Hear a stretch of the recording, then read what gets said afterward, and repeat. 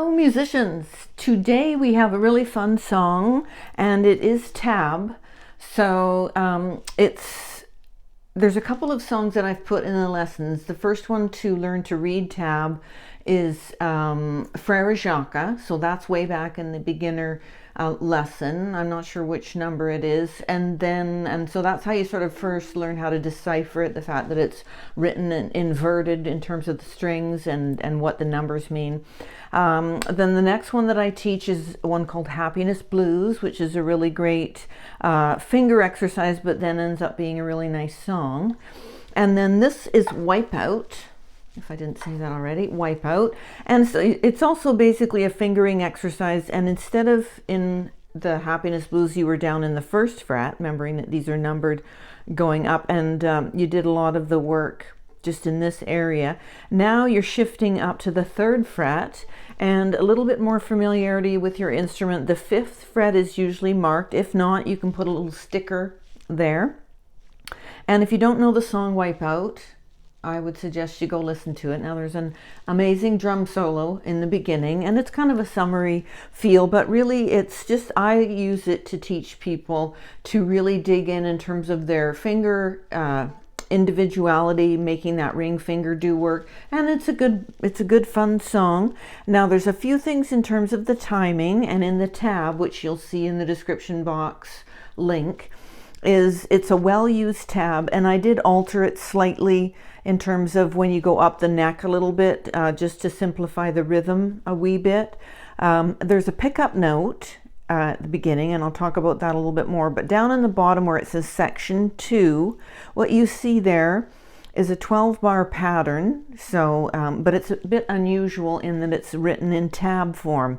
So the A chord, you could see that it's got 2 zeros on these 2 strings, and then it's got a 1 in the C string, and again they're inverted, so it's A, and then there's blank, and it should be they're just eliminated that rather than writing it again. That would be 4 bars of A. So A for a bar, A, and those blank ones. Then you've got D for 2 bars, A for another 2 bars. Then you go to the 5 chord, which is that E7, and it's just interesting to see it written in tab form, so numbers. And then you go back to the D, and then back to the A for 2 bars. And then you would do the so that's 4, 5, 6, 7, 8, 9, 10, 11, 12.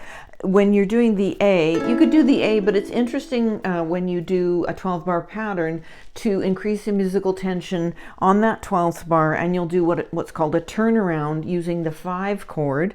So instead of the A, which is more resolving, you do the 5. So I'm going to demonstrate that. I'm going to try and maybe do a backing track that I'll do a link to. I can't see why I couldn't do one and just link it into my Google Drive, and then you can play along to the link of the chords.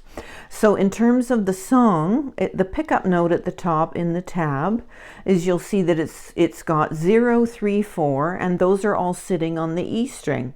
So let's have a look at the patterns. This is a very patterny song, and you might want to take a pencil and mark out where those patterns are, because there's 4 of the same patterns, and you can look to recognize those, but I'll show you where they are. Then, excuse me, you do 4 of those on the E string. Then you do the same pattern of fret numbers on the A string, 2 of those, 2 bars. Then you go back to the E string, and then you do the up the neck. So that's where I've got that handwritten area. So let's try and find the first pattern.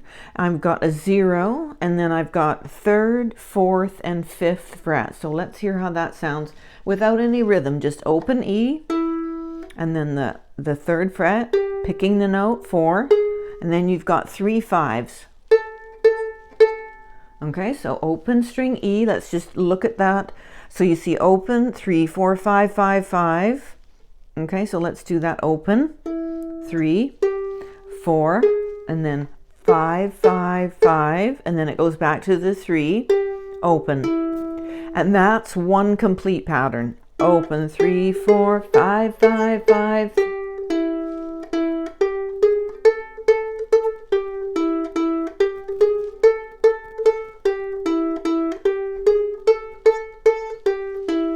recognize that if you knew the song. Knew the song. Excuse me. I should have had a little bit of water. So open 3, 4, and mechanics first when you're doing tablature. Just don't worry about the rhythm. 1, 2, 3 of those. Then keeping your fingers here with thumb and back, let them go and do the 3, and then open. And then you do the open again. Fingers stay in the same location. 3, 4, 5. Back to the 3, open.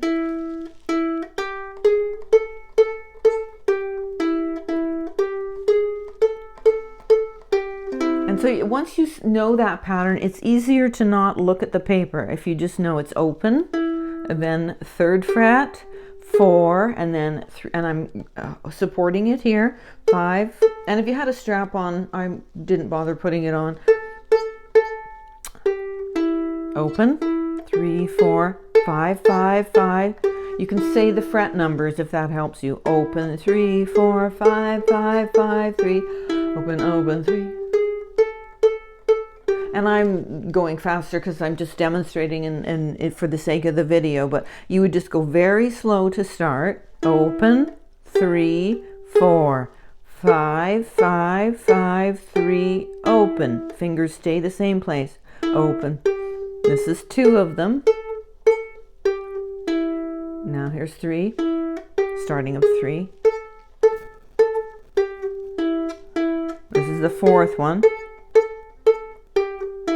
And then we're going to, and the chord would shift to a D there, and we're doing different notes. So same position on the A string, open A, and that's when it jumps up onto the A string. Open, 3, 4, 5, 5, 5, 3. Oh. That was 2 of those. So you did 4 of the first pattern here, 2 of the ones on the A, then you go back to the E string again, 2 of the E string pattern. Open, 3, 4, 5, 5, 5, 3, open.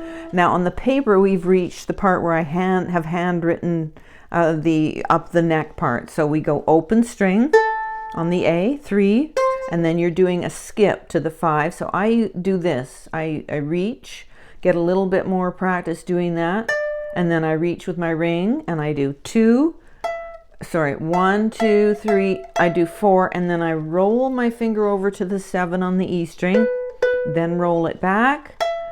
Then I'm going to go exactly back down the way I came up, which is 5. Not in the number, but in the position on the fret space. And then we're back to the original pattern on the E string. So positioning here over 3, 4, 5. So open, 5, 5, 5, 3, open. So it's slightly different at the end when you're wrapping it up. And then, so the chords would be, and I'm going to sing the melody. So I'd count in terms of how to start off. So the melody starts first before the chords come in. So I always give my students a full bar. So I say 1, 2, and then they get the tempo. 1, 2, 3, 4. And then I tell them I need to say the number 3 before you start, because it's the and of 3. So it's and 4 and is how it's counted. So I count a full bar. 1, 2, 3, 4. 1, 2, 3, and they start da da, and I come in with the chords da da da da da. That's a bar. 2 da da da da da da da da da da A. Now I go to the 4 chord D for 2 bars. Da, da, da, da, da, da, da. Back to the A for 2. Da, da, da, da, da, da. Now I go to the 5 chord, which we use E7. Da da for 1 bar. Back to the D and to the A. Now I'm going to do what's called that turnaround on the 5, and people would then know to do the song again because it's not resolving. And I go, and then they start off da da da A, da, and I put a mute in there to the 4 D.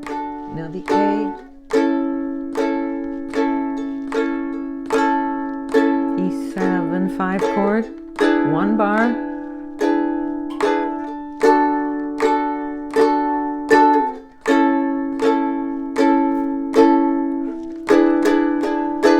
start off, but even slower than that. Imagine how quickly you can play the melody and then set your tempo, like so. Just get the sense of